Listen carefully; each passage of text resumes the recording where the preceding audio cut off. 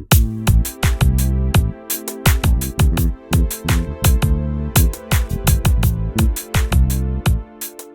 and welcome to Soul Food, our weekly meditation, and we continue our Leviticus series, looking at Leviticus 18 to 20, titled Set Apart.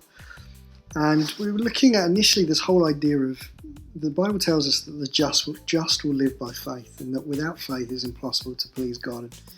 And just talking about how difficult that can be at times to truly live by faith and not by our circumstances, not by our fears and our worries or our hopes and our dreams. Truly to hold on to God, to squeeze into the world formats and world ways of thinking, but to set ourselves apart, to be different, to look differently. And so we were continuing this whole theme of taking the Bible literally. What is it really saying? Are we living that out in a real way? Leviticus 18 particularly looks at the area of sex and sexuality.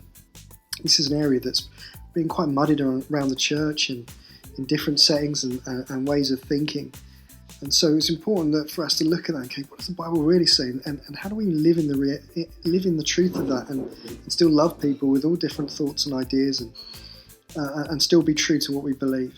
Did God really mean the things that He said? And yes, we believe He did, and we believe everything that He says in there is true. But how do we live that in an authentic way? How do we keep ourselves holy? How do we keep ourselves non-compromised, but still love people in the midst of the things that are going on? So the key verse for us to think about is Leviticus 20:26. You shall be holy to me, for I, the Lord, am holy, and have separated you from the peoples, that you should be mine. And God calls to His people there and says, be holy as I'm holy. And He still says the same to us today. I've called you to be holy.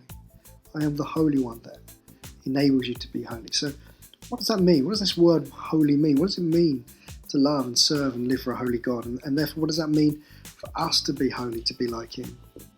What are the things that cause us to find that a difficult thing to do, and what stops us from living in that?